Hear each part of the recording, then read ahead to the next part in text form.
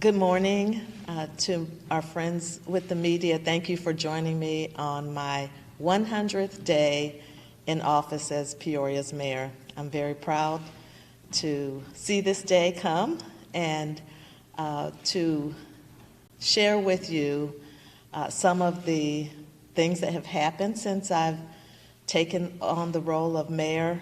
I have actually reported these things in what I'm calling a summary report of my first 100 days.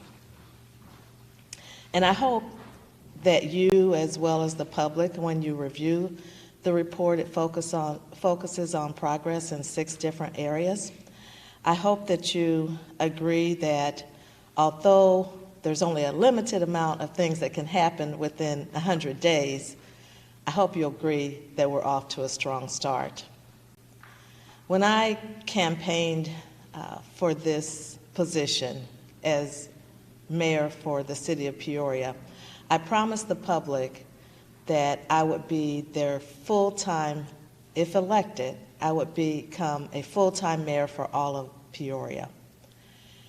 And to keep that promise, on June the 30th of this year, I retired early from my vice president job at Illinois Central College. And on July 1st, I became that full-time mayor. In fact, I can't even envision doing this job on a part-time basis or with the distraction of another full-time job.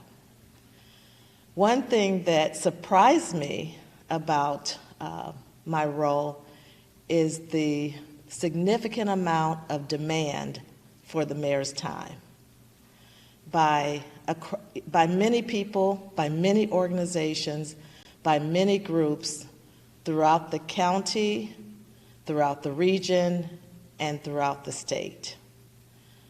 My schedule is very busy, probably booked out almost to mid or late September.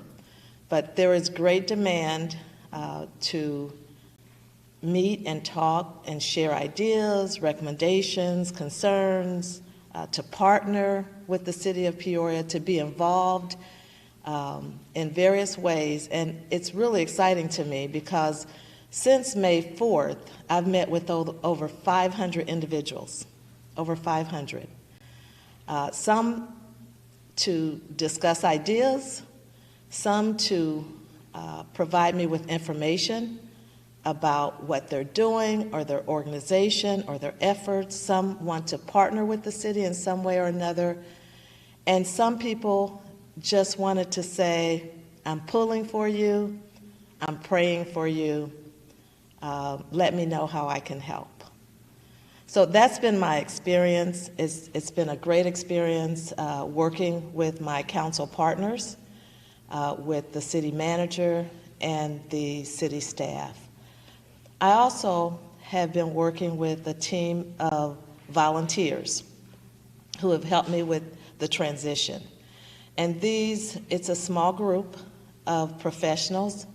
Many of them are retired people and they have the time to help. But they're experts in a number of ways, and they've been helping me with some economic development activities, some research in my interest in smart city initiatives, and just really given their time to support and assist me. And I've mentioned these individuals in the last section of the report. So what I'd like to do is to highlight some of the areas that are mentioned in the summary report, first 100 days, and then open up for any questions that you might have.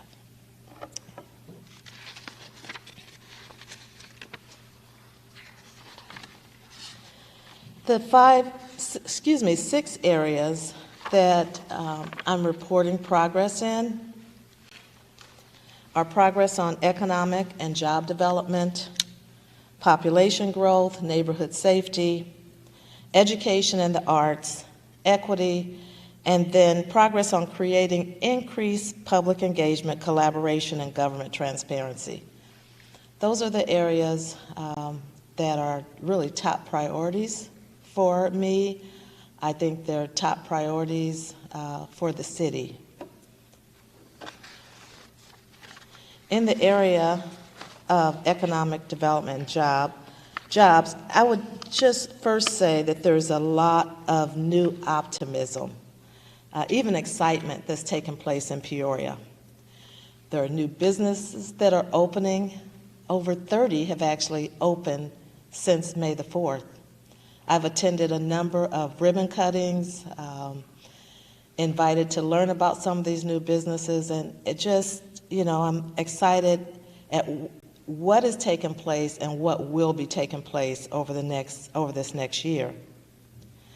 But Peoria is hopeful again, and I'm working tirelessly as a champion to support new opportunities that stimulate economic and job growth for the city.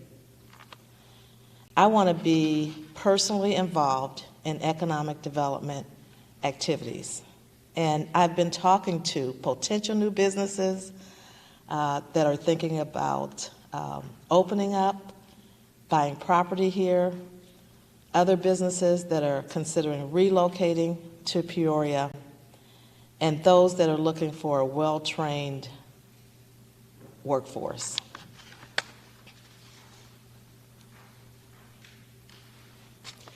So a healthy downtown is really important to creating a strong city. On May 13th, I was fortunate to be invited to testify to the Revenue and Finance Committee of the Illinois General Assembly. And I supported and encouraged the support of the city's request for extensions of the Rivers Edge Redevelopment Zone tax credit and the Warehouse District and Hospitality Improvement Zone tax increment financing districts. Both bills were passed by the Illinois General Assembly.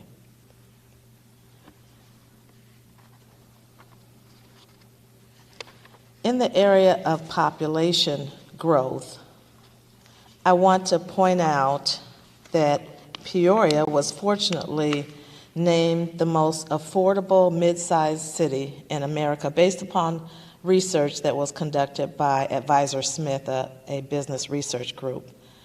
And we earned that rating because our housing price-to-income multiple is 1.8 compared to the average price-to-income ratio of 5.0 across the nation.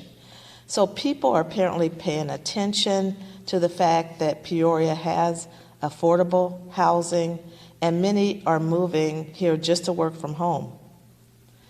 Growing our population helps to improve our economy, helps to populate our schools, and strengthen our tax base. I teamed up with former Secretary of Transportation under the President Obama administration, Mr. Ray LaHood. We agreed that Peoria deserves and needs high-speed passenger rail service. And we agreed that we would take a lead role in trying to make that happen and secure what may come out of Washington, big infrastructure dollars for passenger rail. So we held a meeting, as many of you know, with a lot of key stakeholders, about 17. And when we left that meeting, we were all on the same page. We're making high-speed passenger rail a priority for Peoria. And Illinois Secretary Osmond, Mr. LaHood, and I are planning to travel to Washington, D.C. this fall to meet with U.S. Transportation and Amtrak officials to begin to get the ball rolling. We also are going to have a study done, and there's funds that have been set aside with the help of Representative Jahan Gordon Booth to actually pay for that study. So that's going to help us. It will take some time, but we believe that we can make it happen this time for Peoria and that it will assist in population growth. Well, current census data shows that Peoria has a population of about 112,000 people. The new census data that's expected to be released in September may show a lower number. We won't know that until next month. But the data will provide us with a baseline from which to grow our population and inform us of other demographic information such as home ownership, poverty, family income, racial mix, and education levels. As it relates to neighborhood safety, keeping our citizens safe is our top priority of Peoria City government. And I'm very pleased that we hired our new police chief, Chief Eric Echevarria. He has a community-centric mind and experience, extensive experience working with the public. He was a commander for 10 years, a resident officer for many years, but he also has experiences working in gang units, drug units, juvenile investigations, and major investigations. And there's a lot of enthusiasm around that hiring. So I was very pleased to be a part of that selection process. Yes, there's been a lot of shootings happening in Peoria, a lot of gun violence. In response to that, I assembled over 50 community leaders tasked with creating community-based solutions to address gun violence. And these individuals met me at the Peoria Police Department, and it was almost 100% response, as well as in terms of that attendance. We went to the police to say, we want to help you to solve this problem. That group continues to meet every 2 weeks. We met twice at the police department. Our next meeting will be held actually in the community, in an area that is considered a high crime area. But there's been a good number of recommended solutions, strategies, both short-term and long-term.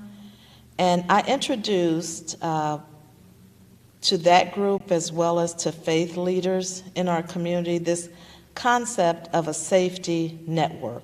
I call it SNET. And SNET stems from my view that Peoria has a lot of services, a lot of opportunities, a lot of programs, a lot of organizations that focus on addressing crime, addressing gun violence, addressing trauma, mentorship, youth development, but they're disconnected. Many times the right hand doesn't know what the left hand is doing.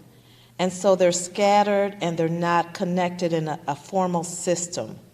So SNET actually brings all these groups together and connects them. You'll see on page 10 of the report just kind of a visual that shows you how SNET will connect many different organizations. You see POP. A lot of people don't know what that stands for. It stands for Product of the Project. Well, it was created by a young man who grew up in the projects, young African-American man who got involved himself in some criminal activity, but turned his life around. Now he's in very bona fide employment. He created this project to mentor young people, especially those residing on Peoria's South Side and in low-income areas. And young people, especially young males, just gravitate to him because he knows how to talk to them. He's working with Peoria Public Schools. He's working with about 150 youth. I think he has a program also. His program is also with DCFS. Antoine Banks is his name. And he shared, I brought him in, he shared with that group what he does, working with young people. And other members of the community that were present, they connected with him. That's what SNET can do, is connect people to share information, to connect, to really support our community in a more effective way. In the area of progress on education and the arts, I modified an ordinance to increase the number of people that will serve on the Peoria Arts Advisory Commission from 7 to 9. The arts is vibrant in our community. It's important that we have more voices on that commission, and the City Council agreed. I've had a number of one-to-one meetings with education leaders from Peoria Public Schools, the ICC, of course, Bradley University, and the University School of Medicine. And we talked about working together to apply for grant opportunities, for joint programming, joint planning. And it's really all about collaboration. We talked about how we can work together to create a more educated and trained workforce in our community that will attract and retain businesses and jobs.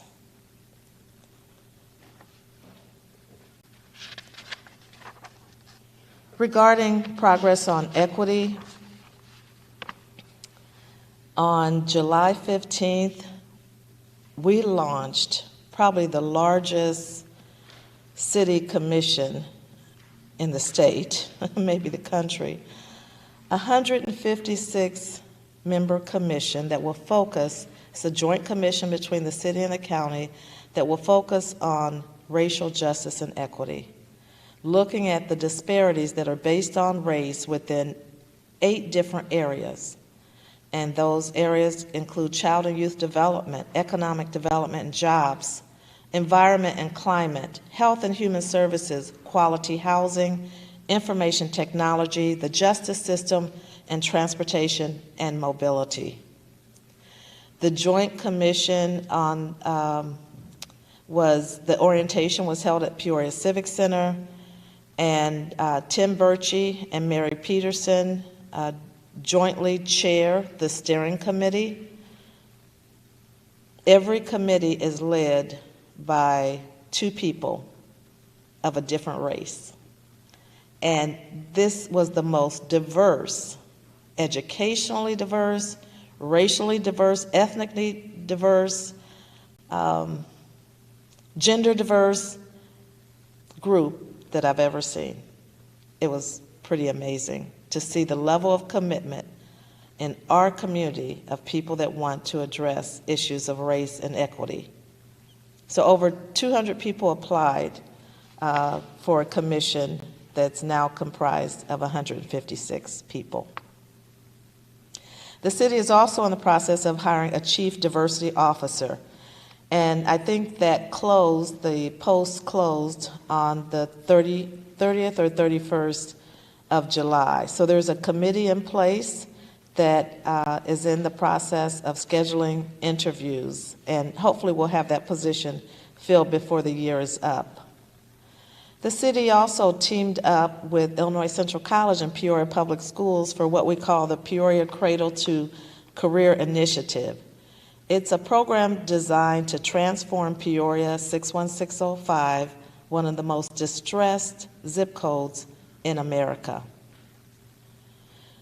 We, through the leadership of ICC, submitted a grant, Promised Neighborhood grant, to the U.S. Department of Education for $30 million over a 6-year period. And we matched that, and our community stepped up to match that with $49 million, mostly in-kind resources. So there were over 32 signed partners, more than 50 local businesses, all interested in being a part of turning around Peoria 61605, and I'm very proud of that. The city also approved an ordinance creating a land bank authority, and I made appointments that were confirmed at the last council meeting this past Tuesday. But safe and affordable housing opportunities for all residents in the city of Peoria is a key component of community and neighborhood revitalization efforts. So this authority really has a lot of power. They can make decisions regarding demolishing vacant, abandoned, and blighted buildings in our community, obtain judicial deeds for the abandoned property. They can waive some permits and salvage valuable building materials in partnership with the local architect. So the land bank is really important to economic development as well. ARPA, people call it different things, but American Relief Program Act funding, as you know, $47 million for the city of Peoria. The city council will be making decisions in the very near future on how that money will be spent. But the public has also weighed in on this. There are two public hearings, one that was held in person and another that will be held virtually. But there was a survey, interest survey, that was put out to the public. The results will be shared with the city council and the public very soon. But we wanted that input from the public on how the citizens feel this money should be spent in terms of a priority. What are the priorities of the citizens? And the city submitted a request to the federal government officials, elected officials, for funds to demolish the old Harrison and McKinley schools. And I put that under the area of progress on equity because these are blighted eyesores within our community that have just stood there for a long time, that would not likely be tolerated in other areas of our city. It's time to tear them down and to reimagine those spaces with the help of the community. So we're very hopeful. We got word that those requests have moved forward out of appropriations, and so we're looking forward to getting final word from the federal government that we have the money to tear down those ugly buildings. And last area that I have reported out on is the area of creating increased public engagement, collaboration, and government transparency. Since May the 4th, I appointed 238 individuals to fill vacancies on city commissions and boards, allowing them to be fully functional. There's just a handful, I think it's 3 boards that don't have full appointments at this time. And I'm working to try to get those filled within the next few weeks. I've met with more than 50 local, state, and federal legislators over the past 100 days. And it's really about creating and improving relationships with those key leaders, elected officials, who can help to support Peoria in a number of ways. That may be funding, maybe some other type of resources. But, you know, I'm just, you know, we talked about earmarks, we talked about support for projects, met with U.S. Representatives Bustos and LaHood, with Senator Durbin. I'm really happy about the $10 million grant secured by leader Jahan Gordon Booth that will help to transform MacArthur Highway corridor project. City leaders are also exploring expanded opportunities to increase government transparency. Just as you received a report today on what's been going on over the past 100 days, expect to see more of this, not just in a news conference, but through social media, through just information sharing, both with the media and the public. I spoke with the police chief, who has an idea of creating a dashboard that lets the public know what's going on relative to crime in the city. This was something that was created in Elgin, Illinois, where he comes from, and it's almost like a website that you can go to see what happened yesterday in the city. I want Peoria to have that kind of transparency, and it's really at a very low cost to create that kind of dashboard. Recently, I've been appointed to serve on the Illinois Municipal League Board of Directors, the Greater Peoria Economic Development Council and their executive committee, and the Tri-County Regional Planning Commission. Serving in these boards and capacities will help me to network, help me to learn and be a part of better serving Peoria. And for my own professional development, I applied for and was accepted to participate in the Mayor's Innovation Project New Mayors Cohort 2021. And this is a professional development and support group for new mayors. And they actually target women mayors and mayors of color because of additional barriers that these individuals are likely to encounter, being untraditional to this seat. So I've enjoyed meeting mayors from all over the country.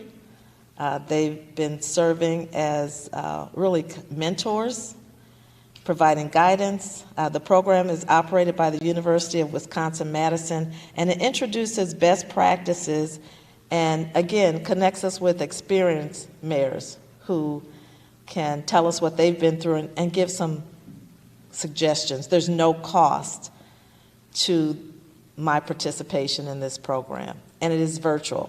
It's virtual for 6 months.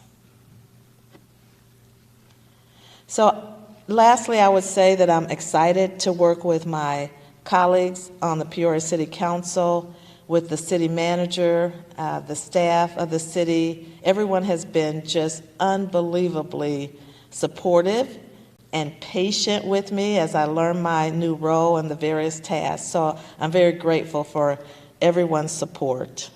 Collaboration is critical for Peoria success, but this is how we will work. We will work in collaboration with the community and with others. Thank you. Do you have any questions?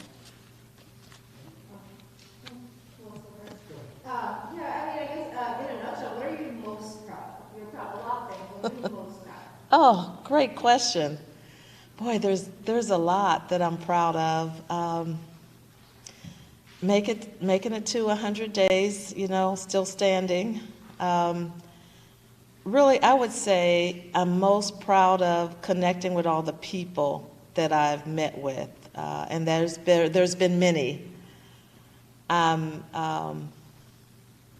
have an open door policy. I try to respond as quickly as I can to phone calls and emails. Sometimes there's a delay just because I'm limited based upon being human and having a limit, only, certain number of days in a certain number of hours in a day.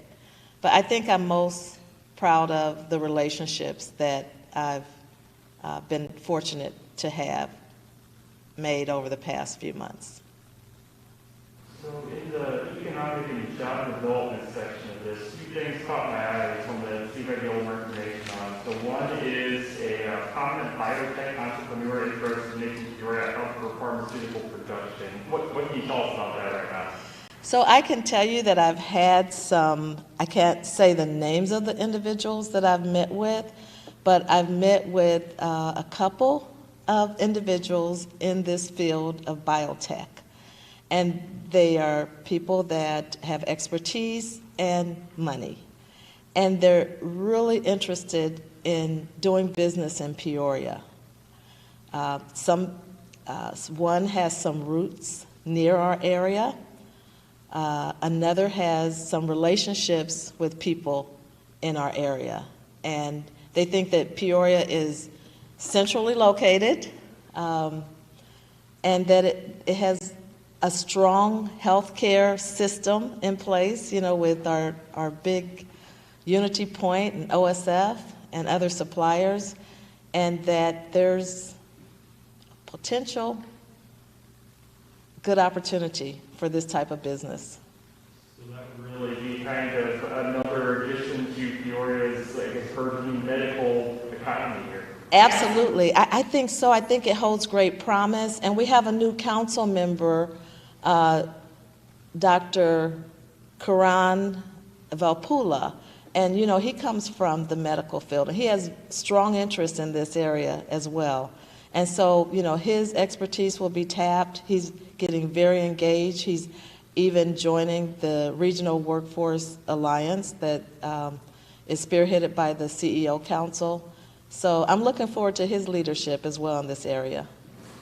And the other one I wanted to ask about was Prominent Philanthropic Foundation creating high-tech job program in Peoria focused on underserved communities. That also sounds very compelling.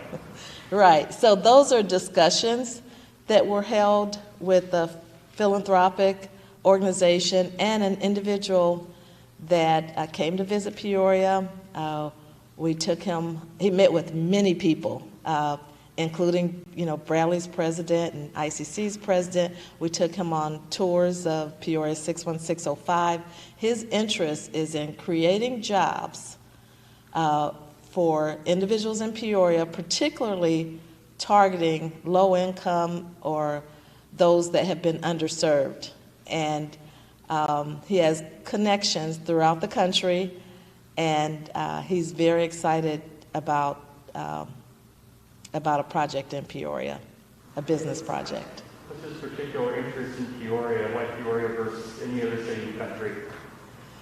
Yeah. So Peoria, he studied Peoria. He studied what's happening in Peoria 61605, for one, as one of the most distressed zip code areas in the country. And he wants to have an impact. He thinks that, again, like the old saying, if it plays in Peoria, perhaps it can play anywhere. And so there's an interest in doing something here that may be replicable in other areas of the country. But again, there's relationships here, that's a factor, and then the opportunity to make a big difference is present here. Because I'm guessing you can't answer this, but do you have a name at this time, or no? I can't give the name yet, although I know he's talked to probably over 40 individuals in the short time that he was here. They know who he is, but I just haven't been given permission to give his name. But basically the concept is to create the jobs first, and then create the fast-paced training to fill those jobs. You went over what you were most proud of, you know, in your first 100 days. On the converse side, is there anything you wish could have gotten more attention in the first 100 days? And is there any regrets you may have? I can't say that I have any regrets over the past 100 days. Of course, I'm a doer, and so I like for things to happen fast and faster than time allows sometimes. But I just have to pace myself and, you know, work with other people to get things done. And sometimes working in a democratic process slows things down, but that's okay, because that's really, again, collaboration is the way that we're going to work, and it's really the best way to get things done ultimately. So I can't say that I have regrets other than I wish I had more time to meet with people sooner. Any specific areas you want to focus on in the next 100 days or so? Actually, I want to continue the work that we've started here in all these different progress areas, continue that work, continue to advance the work, move things forward. Economic development is critical. I mean, we have to draw and attract more businesses to Peoria. We have to create more jobs for Peoria. So that's a high priority. And beginning this month, we started monthly briefings with city staff in terms of economic development activities. The council will be more engaged in those briefings and more involved in the whole economic development process. One question on the smart city initiative you have. So focusing kind of on electric vehicles, the president recently set a very ambitious goal for electric vehicles by 2030. How does that, and I mean, how do electric vehicles in general play into your vision for the next years? Thank you, Joe. Electric vehicles are part of a smart city initiative. I don't own one yet, but I plan to, hope to. But electric vehicles, you know, they're good for the environment. They, you know, we need to get more cars off the road, especially those that are polluting the environment with carbon emissions. But electric vehicles are vehicles of the future, and they're a smart way to drive. And so you know, the timing is just so perfect because the new infrastructure bill with the passenger rail money, with the now money for more Wi-Fi, expanded broadband, and then money for electric vehicle infrastructure. We need that infrastructure. And so smart cities require an investment in technology and infrastructure, using technology. And so we need the infrastructure in order to really push for more electric vehicles, not just for individuals, but for corporate fleets as well. What does that infrastructure look like? So you need charging stations for electric vehicles. Some of that can, I think, now be done remotely. But it might, you've seen, I think, at Hy-Vee, you've probably seen the Tesla charging stations there. So electric vehicles can only go so far without being charged. And we need to have more of an infrastructure here to be able to support those electric vehicles. Right, because if someone's driving an electric vehicle, I know that they're hard pressed to switch from just regular gas to electric, because what if they're driving and there's nowhere around for the next 50 miles to... That's exactly right. And then how long is it going to take? Right. For them to react? Right. So that's exactly why the president has, you know, put forth funding, and Congress has supported it so far, to build that infrastructure across the nation, so that we don't have pockets where somebody's going to feel uncomfortable, they're going to get stuck somewhere. But they are making electric vehicles. Unfortunately, we have Rivian that is just right down the road, about 40 miles from here, that's going to produce many electric vehicles. I've talked to some other companies in the business of electric vehicles that are interested in Peoria. Talked to a company that's interested in repowering refurbished buses and other vehicles to make them electric vehicles. So it's not necessarily creating a whole new electric vehicle, but taking an existing vehicle and repowering that so that it's electric. So that's a new kind of manufacturing that's coming about. And there's some interest there in Peoria as well. Yeah, I wanted to ask one quick question then about under ARP for Bloomberg project for focused equity budgeting. What is that, and how does that look different from how the city budgets now? Right. So it actually measures and assesses and measures how we're spending our money, where we're spending our money. Are we spending money in low-income or more distressed communities? Are we spending money in areas that are predominantly minority areas? So it actually makes an assessment. It's a national program from the Bloomberg Group. And you know, we had Bloomberg funding for a considerable amount of time, and that funding ended. But this is a new project that talks about equity in budgeting.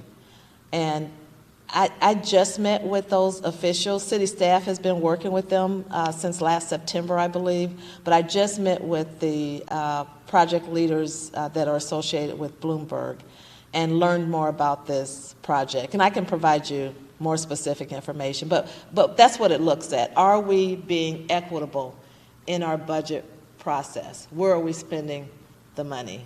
And is it fair?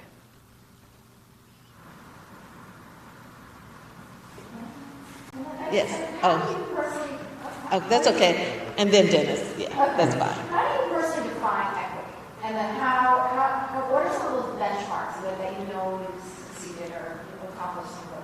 Yeah, great question. So equity, in my opinion, is defined as providing opportunities and fairness so that everyone could be successful. So it's different from equality in that you may not be providing equal services or the same types of services. It's based upon an individual's needs or a group's needs. And it's really greater than equality because it leaves no one out. So equity means being fair, and we're not all starting at the same level. We all don't have the same needs, but equity looks at those individual needs, and maybe someone is getting more support or more services because they need more support and more services. Dennis? What's the status of the former Aldi store on Western as far as bringing in groceries for that food desert area? Right. Right. So, you know, I don't know that there's any real development around, active development around the old Aldi store, but I do know that there are prospects of grocery potentially coming to Peoria's lower income areas, or the areas where there are food deserts. So there's interest there, there's discussions that are taking place, but there's nothing that we can report out yet.